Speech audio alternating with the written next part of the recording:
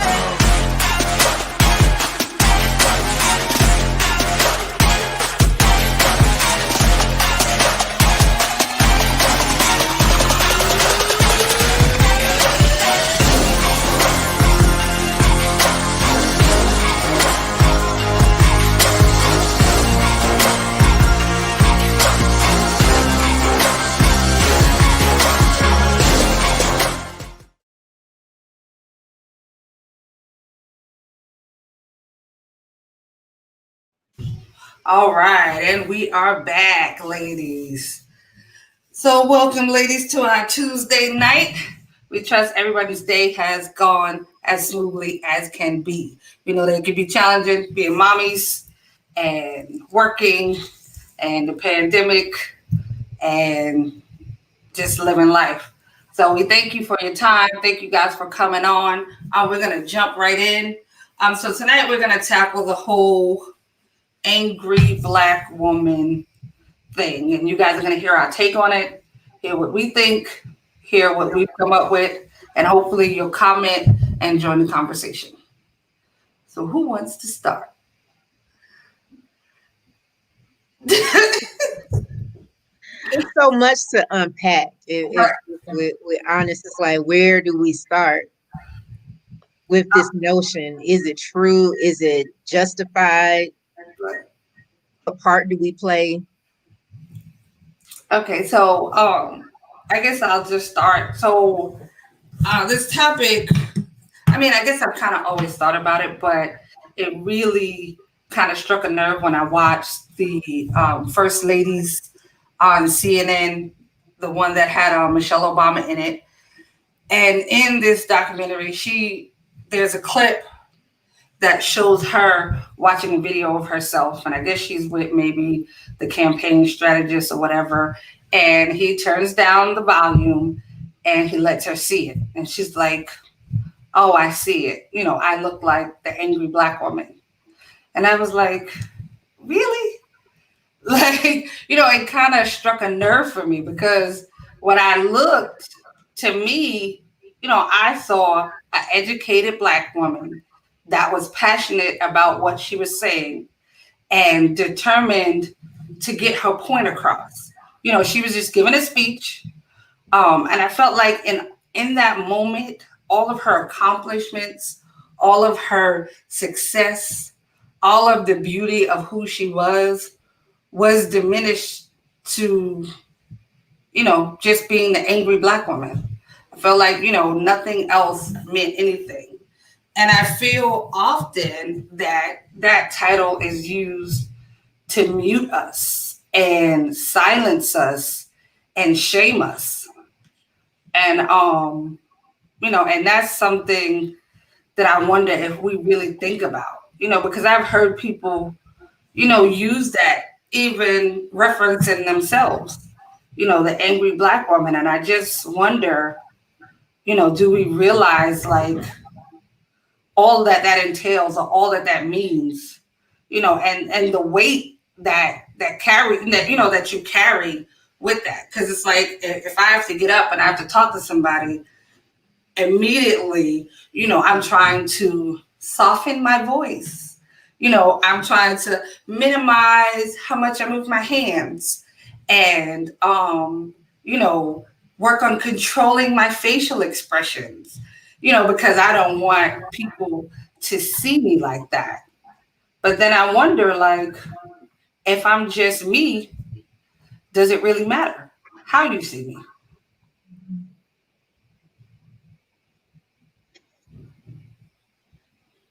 It's an unfair reality. Um, it's and I did see the special on CNN as well, and I'll be the first to say there's not many people that I fan out over. Michelle Obama is it for me. If that's the only quote unquote celebrity that I meet, it's it for me because I think she epitomizes everything that I believe a Black woman is. And of course, she's inspirational to a lot of people, but not just, what she's accomplished, what she's done in the White House and her initiatives, but I think who she is and how she's carried herself through all of the dynamics that she's had to go through. And if anyone, could carry the angry Black woman, title, she would have a reason to be angry. And when I hear that phrase, I look at, the things that we've had to endure, where we find ourselves in positions in our families. I see why a lot of us are angry. Right. And I think that's a good starting point is to empathize. Let's first start by saying, okay, why are Black women, or the notion of, the angry Black woman? It doesn't apply to everybody, but I think we have to fight it in so many different areas. Right. It's almost like, it's kind of like be quiet and work, almost like, like slavery, just shut up and do the work. You're not allowed to feel anything. You're not allowed to have an opinion about anything. You're not allowed to express your opinion unless it's done in this manner. It has to be done this way or it's wrong. I mean, even with Michelle Obama, whom I love, and I agree with everything you said. She's definitely a role model. But I look at that, in that moment where she decided, she was going to stop moving her hands so much, and she was going to change her facial expressions. And then I think about what she lived through for those 8 years. So she changed that to try to change the narrative, but they still picked her apart, and sometimes I feel like I would rather somebody pick me apart just for who I am, not for who I'm trying to be, if that makes sense. Like, I feel like she tried to fit, in that safe space, and there still was no safety in that space.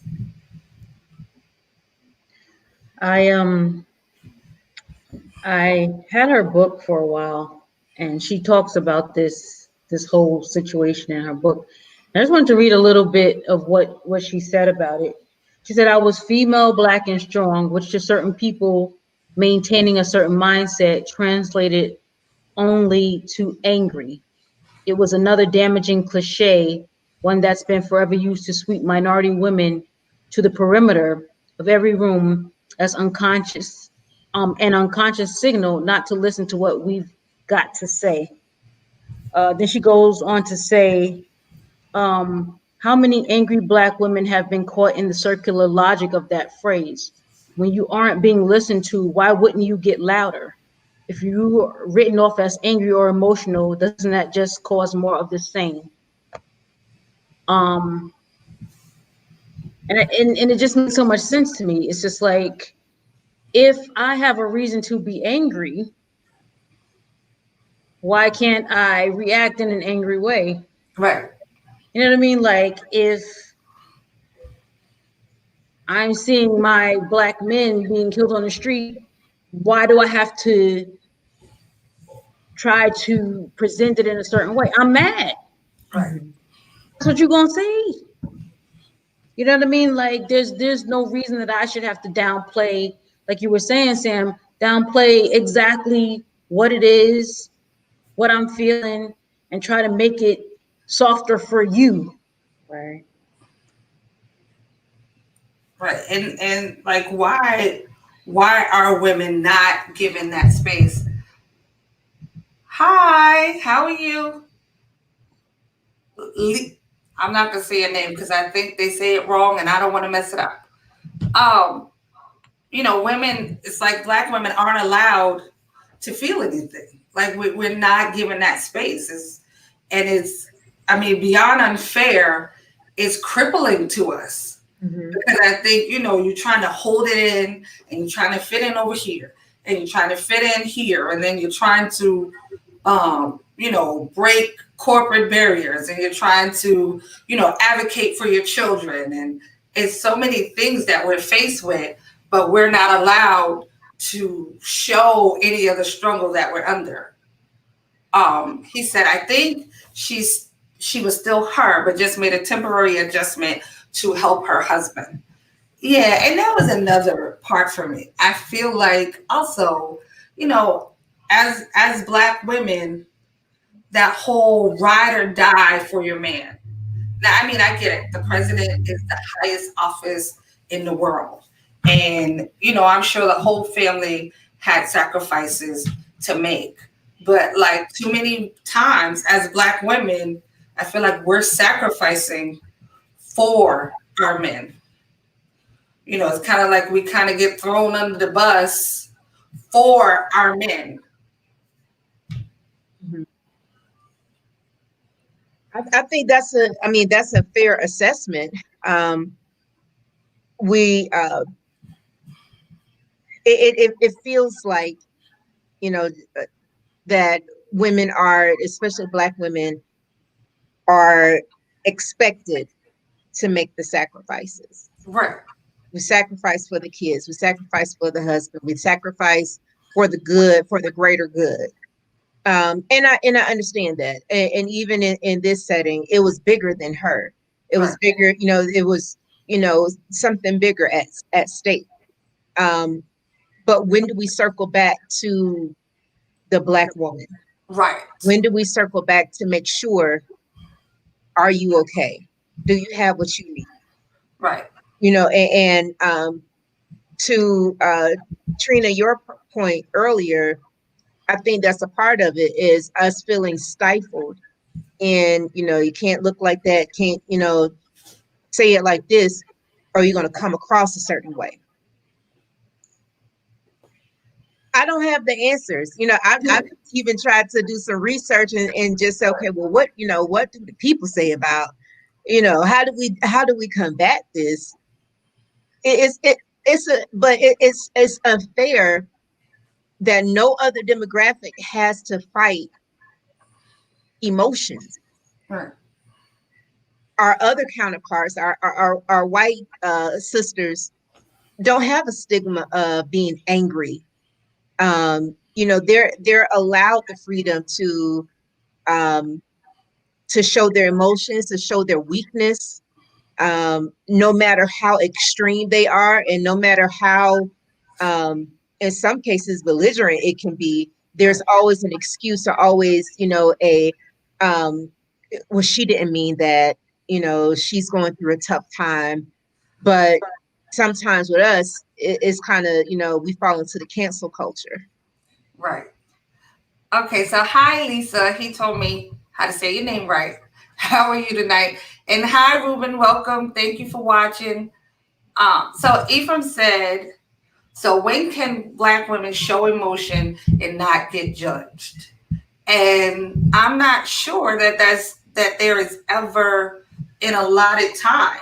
I mean, to really show your raw emotion. I feel like to some degree, it's almost always tempered or always, try to ease it in.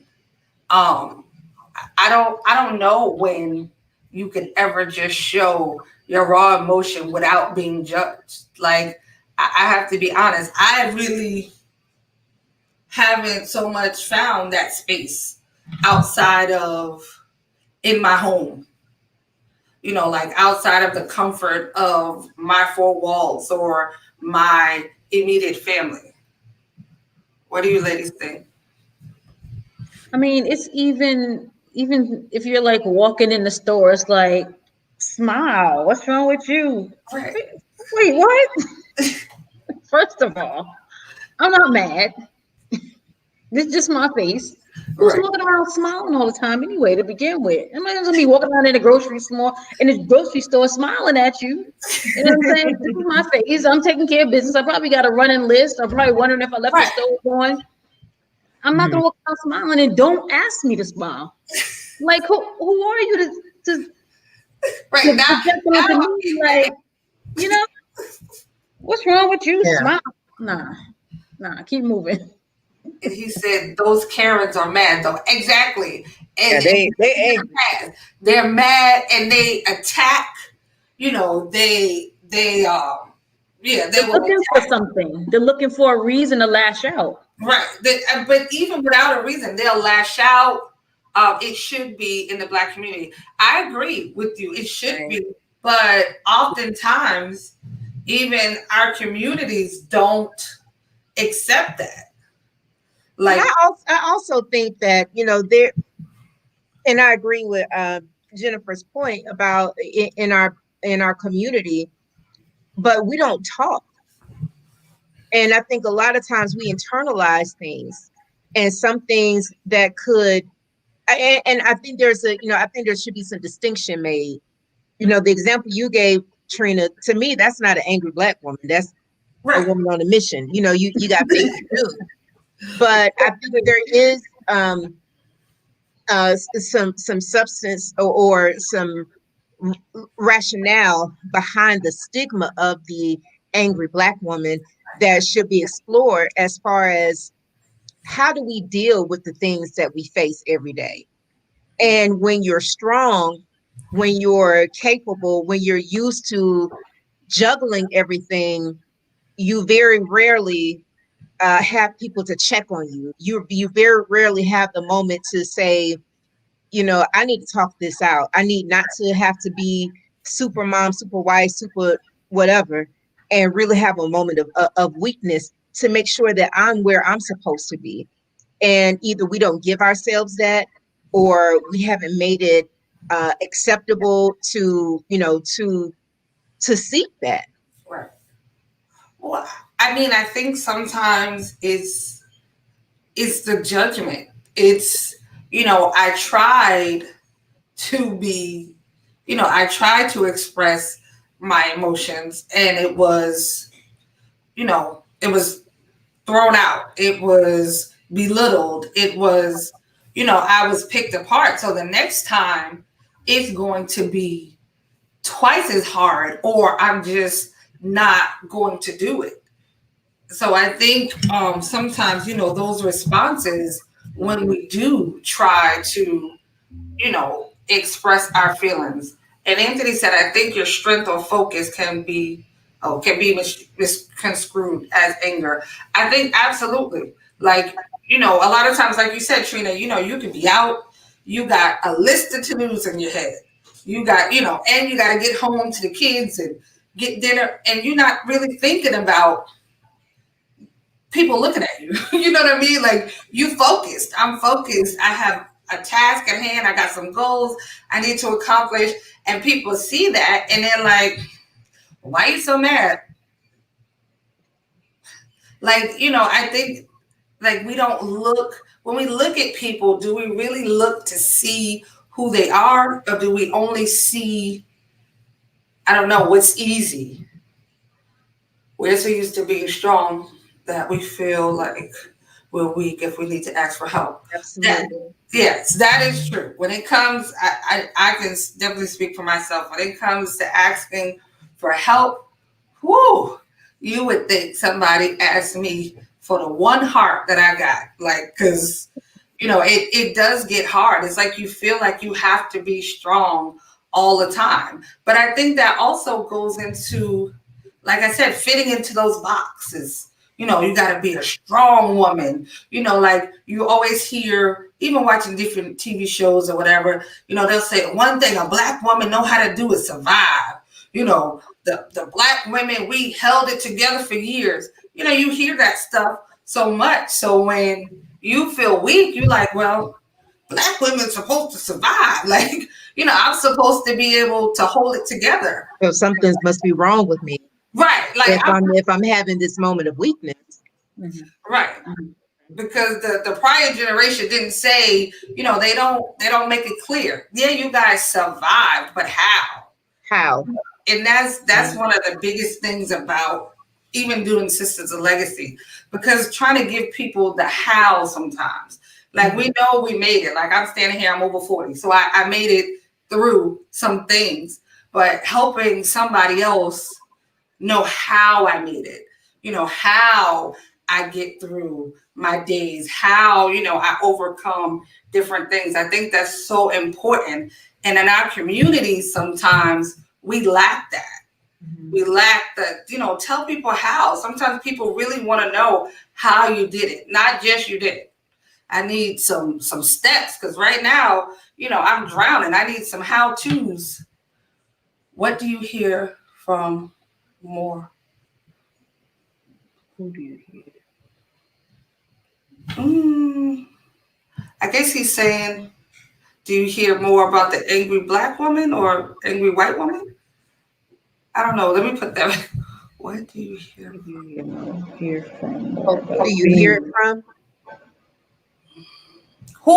Who do you hear from more about being the angry Black woman? I guess it would be a lot of times. I think it's not even a color thing. Sometimes, especially for a woman, I think a lot of times you hear it more from our male counterparts, Black and white. Like, at work, if you have, white supervisors or whatever, they'll allude to that fact. Oh, you're so aggressive. Like directness and truth, becomes such a bad thing. Like, I can't be direct, you're so direct, and you're so stern, and the tone of your voice, is off, and all these little things. So I think for me anyway, I'll say it's more from male counterparts, both Black and white. Ladies. Agree. You said from the media, yeah. That's why I see it the most. Like when I saw one news commentator talk about Kamala Harris after the debate, Right. and mentioned that she sounded like an angry Black woman. I'm thinking that's not what I got from her Right. from that debate, but I think it just it was just kind of like the first thing. Okay, well, this is what we got to say about her, angry Black woman. So I agree with that from the media, and it's kind of how they talk about each other. I mean, how the media depicts Black women. I think I was having this discussion with my husband. I look at Serena Williams. Physically, she's a strong woman, and I think even her strength is intimidating to some people. And the disparaging comments that people say, about our features and our strengths and our body composition, it just feels like we're made just to feel bad about ourselves. It's like, even in my strength, I can't even really celebrate those attributes. It's definitely, especially with Kamala Harris, that was, anything to discredit her. Never mind what she accomplished, never mind, Right. Whatever. And I'm sure most people saw the debate the week prior when, the president did way worse. He was kind of like a 5-year-old kid acting out in front of people. And you didn't hear anybody hardly, say anything about his demeanor. It was almost acceptable for him to behave like that. But for her just to stand up for herself, it was angry. Right. Does reality, wait, hold on, where did I go? Oh, does reality TV and the women on the show help or hurt the angry Black woman narrative? I mean, I guess people would say it hurt it. But like for me, first of all, reality TV is not reality. Let's just be honest. That's not reality. And to be honest, if that is your reality, you got way more issues than being an angry black woman. So like for me, I don't feel like those shows are representative of the everyday black woman. They definitely aren't a representative of me or of my life. I think, these are just actors or people attempting to act. I mean, I guess in the eyes of the media, I think they use that as, a fueling for the angry black narrative, angry black woman narrative. But what they do is not even angry black woman stuff. They just ignorant a lot of times. Like that behavior in an adult of any gender is like egregious. Who acts like that at 40? Like, And my only issue with that is that it's the double standard. right. You have, your Real Housewife franchise, and when Right. a woman of color acts out of quote unquote acts out of character, or they get into a physical confrontation, then it's heralded as this thing. But you have an entire Bad Girls Club where that's what they do. They fight. They get drunk and they fight. But you don't see them being, kind of labeled. And most of those are not African Americans. There are some. It's a mixture of all. It's just interesting how on some shows it's not as reprimanded as other shows. So even in that, the way they market black women, the way they share the stories, and the way they kind of turn it for their profit, they capitalize off of what we do. And I agree with you, Sam. That's not my reality. I personally don't know people who flip over tables, but I take it for what it is. It's entertainment. Right. It's what you watch. When ain't nothing on TV. But it's not a guidepost to say, oh, okay, when I go to work, I got to cuss them out like this. Right. What it's for. I think people who use that as a reason to continue to push the stereotype wants to push the stereotype. They're looking Right. for any reason to say, see, this is what I'm talking about. Right. And it's a depiction is what it is. You know what I mean? Because every emotion that I show, if I'm not happy, is not anger. Right. Right. And it's like I was saying, I think a while ago about my son. It's just like your first emotion can't be anger. Right. You know what I'm saying? Like everything is like, are you feeling depressed, down, Right. sad? What is it? Right. But you can't show me anger all the time. So don't depict anger as every emotion. I might be feeling down. Maybe I'm aggravated. Maybe I had a bad day, but that doesn't mean I'm angry. So don't Right. depict every emotion that I have as anger. You know what I mean? And a lot of times, we're depicted as having a bad attitude or an attitude all the time and the whole neck rolling. Again, maybe I don't have an attitude. Maybe I had a bad day. Maybe I'm just tired. Right. You know what I'm saying? Maybe I didn't get no sleep last night and I'm just, in a bad mood or whatever the case may be. But everything should not be, oh, she's angry. Oh, let's not talk. She's angry. And that's the narrative. But at the same time, I shouldn't have to not show my emotions because I'm afraid that you're going to feel that I'm angry. If I had a bad night, I had a bad night. If I didn't get any sleep, I'm tired. Can I ask a question, and not to kind of be antagonistic, but do you think that Black women could handle our emotion? Do you think we could do a better job at really dealing with our stuff? Because, and I agree 100%, Trina, sometimes what comes out as anger is really rooted in something else. Mm-hmm.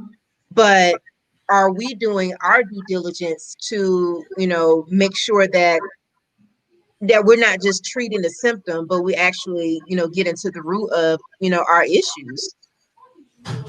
Well, I think that's a twofold answer, meaning that I think sometimes the anger comes up because we're always pushed aside and we're pushed to the back or we're disregarded.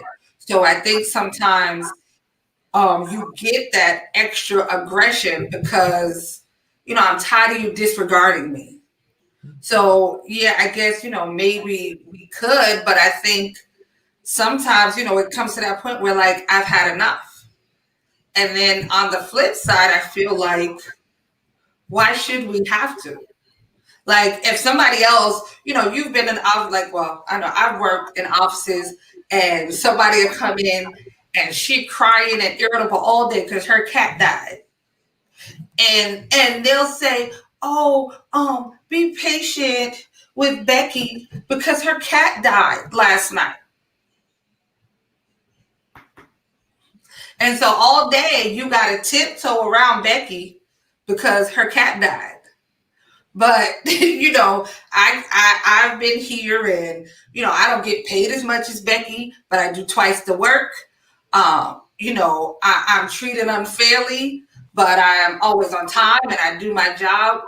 But I'm not allowed to have a bad day, regardless of whatever is happening. I just have to eat it and continue to smile. So I think there's two sides to that. So like, why am I not allowed to come in and say, for the fourth time, I didn't get the promotion or I didn't get the raise that was due me. And yeah, I'm having a bad day today. Maybe I don't want you at my desk every 5 minutes. Go back to your own desk. Like maybe it's just one of those days. Why should I have to swallow it? But like you said, our counterparts, they torn up over a dead cat or, or whatever it is. Like the cat died, she broke up with her boyfriend, she's hurt. Like I've had people say that to me. She's having a bad day, she had a fight with her boyfriend again. So just be patient with her. Mm-hmm. Like that's enough right there to make me an angry Black woman right in this moment.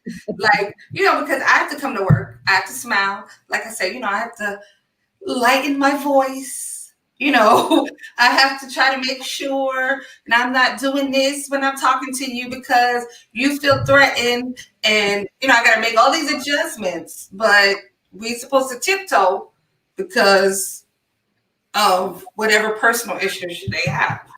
Now, I'm all for expression, but I also feel like there's a healthy way to do it. I had a situation with someone that I worked with who wasn't African American, and the offense, it bothered me to the point where you can feel your body turning red. I felt it all over while she's just kind of grinning. And I'm the type of person, if I have an issue, we got to talk about it. And she could feel my energy. And I'm pretty sure, I gave her some angry Black woman vibes. But at the same time, I told her, okay, we need to talk. This is what you did. And it bothered me. And I think not to change the stigma, but I think we have to control the narrative. I'm not angry. I'm disappointed, and this is why. I'm sad, and this is why. My heart is breaking, and this is why. But we have to get to that point where we are at least able to articulate it and to say, this isn't fair, and not be afraid of the backlash. Right. And you're absolutely right as far as how you express what you're feeling. And a lot of times it's just like you're dealing with a certain situation and you're in a certain, maybe it's work or maybe you're dealing with, a business situation. And no, you can't cuss nobody out. You can't go off on people. Sometimes you're going to be, that's totally unacceptable. That's not what we're going to do. This is how we're going to deal with it. Mm-hmm. And you can be as assertive as you need to be and get your point across and get what you need done without going off. on people. You know what I'm saying? And focusing your emotions on the issue at hand. You know, not calling people out of their names, and that's why you and I don't know. Listen, this is what we're here to do, and this is why we're gonna do it this way. And listen, I'll go straight to unacceptable because that corporate and unacceptable is what I go to. Yeah. You know what I mean? So okay, we'll contact corporate. Yeah. Or that's totally unacceptable, and I need to speak with your manager. And it's okay to speak with the manager. If you can't help me, then we need to speak to somebody else. Or however we need to handle it. But it's true that it's a lot of times it's how you handle a situation. You can have all your feelings, but handle it in a way that's appropriate for the situation that you're in. And it's just like I always tell my kids, you can tell me whatever you want to say, however you feeling. It's how you say it. It's how you speak to me. Be respectful. And we'll take care of it and get it done. So, you brought up Serena, and I think back to, I think it was like last year where she was in some kind of match. Maybe it was last year, the year before, a couple of years ago. Right. And the umpire, the ref, whatever, he made a call and she didn't agree with the call. She walked over and she's talking to him. After that match, she was, they made it seem like she chased him with, her record. Yeah, like she was angry, like she tried to flip him out of the thing, and she just relayed to him how she felt. But, she was torn apart for expressing herself. And so like that's kind of, that's really unfortunate, because even with her being as successful as she is in her field and just speaking up for herself, in the appropriate manner, she was still attacked and demeaned for just stating, the obvious. And the funny thing about that is that male athletes do way worse. Right. In baseball, the coaches get in the umpire face and they spit in each other's face and they cussing and stuff. When she articulated and I remember the match because I don't follow tennis that much, but I remember admiring how she said, no, this is not right, you're wrong, and how she did it, and but we don't have the same, we're not offered, I would say, the same luxuries that everyone else does. But I still think it's important that we see confrontation handled like that so that our young girls can see alternatives. So just like we have, the reality shows, we also see, okay, this is how she expressed her anger. This is how she expressed, her dissatisfaction. So you can do it. It's unfortunate that we are a double minority. We're African American and we're women. Right. And so we're automatically going to be marginalized twofold. So although this is where we are in life, it doesn't have to be a stigma that we have to fall victim to. Right. So I said, I don't think the entirety of Black women's experience is ever taken into account, from girlhood to womanhood. The Black woman historically has been under attack from absolutely.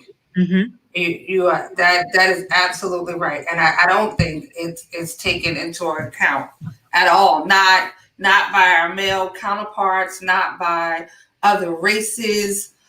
Sometimes not even by our own family members. Like I was watching a reality show, and I'm sorry to cut you off, but that made me think about. I can't even remember it was something ratchet. And this guy was engaged or dating this other woman, and he was sleeping with another woman on the side. So he finally asked the first girl to marry him, and now he's going to tell the second girl that he's breaking up with her. He said, I'm the first man she's ever been able to trust. She couldn't trust her father, she couldn't trust her brother, and now I'm about to break her heart. So like the gentleman said, that hurt from girlhood, where this girl didn't have her father in her life, that anger now is continually compounded because now she's in a relationship with a man who's in a relationship with somebody else. And now he's strung her along. And now he's going to say, okay, well, now I want to marry her. So I'm going to have to let you go. And of course, she jumped over tables and they had to pull production off of her. But in that moment, we see anger. She's feeling probably heartbreak. She's probably seeing him as her father, as all of the other men who hurt her. Right. And that's a lot to kind of climb out of. Absolutely. Black women are super resilient. However, I'm certain it gets tiring being in fight or flight mode. Absolutely. You read that right. I said fight. You're right. And you're absolutely right. Because a lot of times we are faced with that. Do I really want to fight this? Or do I just want to walk away? And a lot of times I think we just walk away. Like, walk away from the situation. We walk away from the fight, or we just check out. We still there, but we checked out. But when we walk away, we still got the hurt inside. Right.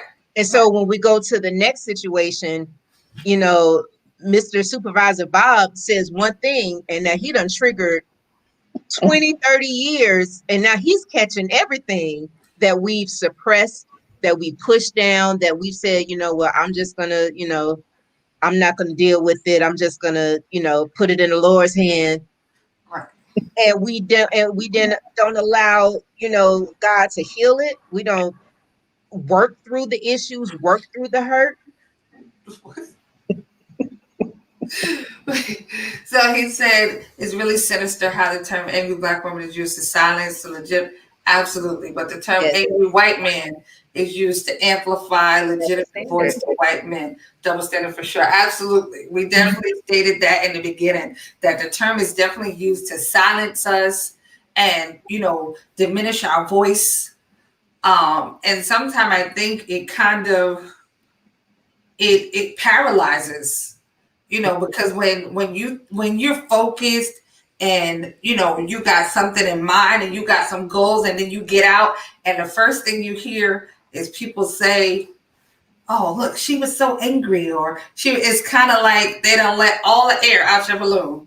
Kind of like, so that next time when it's time for your voice to be heard, you be like, oh, I don't have anything to say. Right. Now you're quiet because you don't want to have that, attached to who you are. So I definitely agree with that. I wanted to ask, so, we've talked about corporate America. We talked about just every day. So do you think that angry Black woman, do you think that carries over into church or ministry?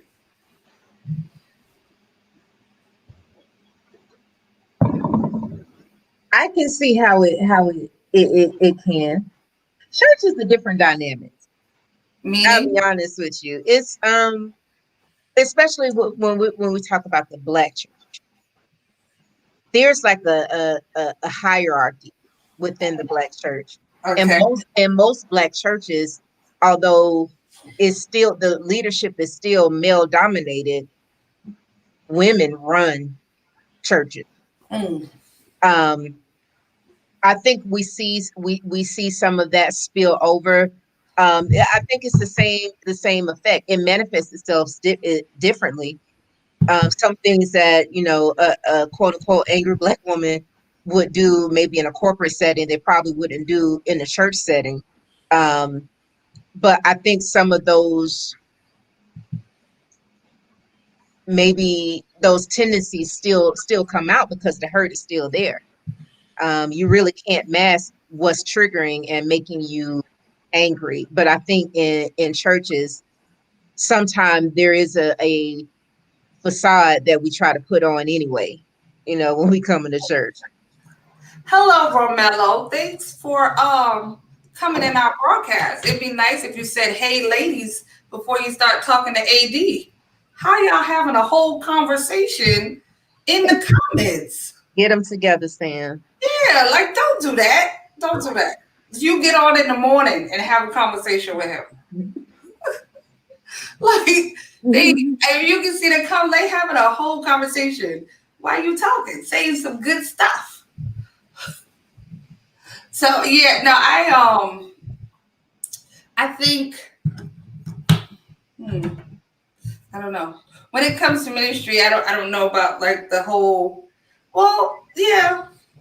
I kind of think you definitely can get labeled. Like if you don't I think it's kind of the same, if you don't follow the right mold, if you don't have the right tone of voice, if you don't, smile every time you come in the building, all those things, I think it's just as bad. I mean, you may not get that particular title, but I think you still can be labeled. I don't feel like hi, Romello. I don't feel like the church is necessarily a safe place to come and um relieve myself of the pain of my experiences all the time, if that makes sense. Like Ephraim asked, where can the Black woman go and, and feel those emotions and relieve those emotions? I don't feel like the church is that place, although it should be. I think honestly, I think it depends. I think it depends on who you are and your position in that church. It's harder for um, people in leadership positions to have that because you're looked to be the strength for other people. But where do you go when you need to cry and be weak? Right. So I think it depends. When you have, for instance, let's say you have a first lady who's going through, in her marriage, like all marriages does. Who is she going to talk to? She can't talk to, mother so and so, or you can't talk to sister so and so in the church because next thing now, her and the pastor business is all over the, church, and and it now whenever they get up, they're thinking about what they heard. So it's like who can those in leadership confide in? Where's their safe place? I don't know that in the church, like it's labeled angry Black woman. I think it's a different kind of thing because at church it's like if you don't come in, like if you come in with your stuff, then there's oh stand up. Why you not standing up? We've been here. You got your praise leaders bullying you to stand up and praise the Lord or whatever. Not bullying. Yes. Right. Get up. It is. Turn around. Right. Exactly. Right. Let's go. Right. Y'all don't want to praise him. Y'all didn't come to praise him. And with an attitude too. So what I'm saying is just like it's kind of not it's bullying. It is. It's not so much that it's angry Black woman. It's your emotions. You can't really show it, especially like you said, if you're in leadership. You have to be blessed and highly favored. You have to be, or if you don't, then you don't have a prayer life. If you come to church with your stuff, you didn't give it over to the Lord, leave it all on the outside, come on in and praise the Lord. I can't just sometimes you can't leave it on the outside. You got to come in and get your and stumble your way to the altar sometimes. Amen. I made it here, bless the Lord. I made it to church, Yeah. and that's all I got. Because I made it here, but that's not acceptable. You're supposed to be, like you said, if you're in leadership, you got to be here when you come in the door. And it's not always like that. So, it's not really called angry Black. Right. Yeah. But you need to get your spiritual life together. If you don't, if you come in with a face, then you didn't leave it on, you didn't, your prayer life is not up to par. So it's the church thing is a whole nother. We need a different broadcast just for that. Your husband always has to have his little bit of petty every broadcast. He gotta throw in just a little bit of petty every time. No, I totally agree. I think, I try to take it easy with the whole church, whatever conversations. I don't want to have to get a call from the honorable Dr. Reverend Pastor of mine. No, I'm just joking. But I just wanted to make a point that, when we talk about safe spaces and being a Black woman and where those safe spaces are, if they're in it, I think it's important to identify all the spaces in our lives. Yeah. Think about, where we feel those safe places lie. And then when you feel like that space isn't there, sometimes we have to be the agents of change. Sometimes we have to take the lead and try to implement those spaces for other people. Tangela, I know you're not a pastor's wife yet, but your husband is an elder, so there's a real possibility, that's gonna be somewhere in your path. So I think it's important. It's important, to think about that. Like you said, where do first ladies go? And making sure that you create that. Sometimes we have to create the things that we want to see. That's good. And I think that this platform that you created is a start. I think it's a start because, who better to understand the plight of the Black woman than Black women? Right. And where should we be safe amongst ourselves? Because, we understand, the pain and what that feels like. I'm pretty sure all Black women, I saw one of the memes that said when George Floyd called for his mama when he was in the very last, seconds of his life, even though his mother had died, I think a couple years earlier, it rallied all mothers across the world. Right. And I think we have that connection with each other, with each other, that if we allow it, could create these safe spaces for us to share and be vulnerable, be weak. Right. And so I think, and I say this all the time, the changes we want to see in our community are going to have to come from us. Like, nobody is going to fix our communities but us. And we all have to definitely start somewhere. So for all the men in the broadcast, for the women that you're attached to, start thinking about some of the things and some of the actions that you're taking, before you take them. Think about some of the things you say. When your wife come home and she got that face, don't be like, oh, you angry today. Take an extra minute. It's the little things that make the biggest difference. I think we all have a responsibility to be each other's keepers and be that protection for each other. Everyone wants to surprise everyone. Would she be considered an every angry Black woman? I don't think she'll be considered angry, but she didn't play. She didn't to get all of that done. She didn't play. She probably, wasn't too concerned about what people thought about her. Absolutely. I'm pretty sure she was very straightforward and focused on her objectives, which was her family and building her community. Absolutely. So yeah, we have to definitely stay focused on our goals. Don't let anything or anyone silence your voice. Don't let them diminish your light.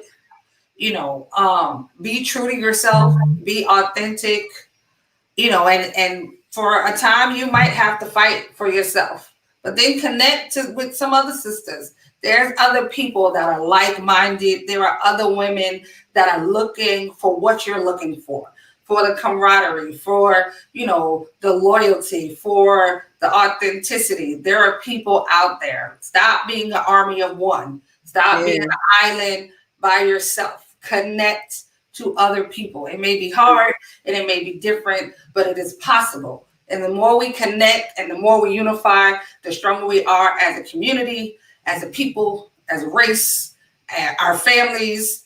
You know, it helps when we're raising our children, and we could definitely dispel some of these negative connotations, some of these negative labels, if we unify more as a people.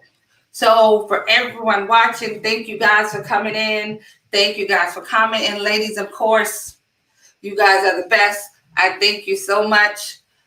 We will see you next Tuesday at 8:30 p.m. Please make sure you tune in. Ladies, hold tight.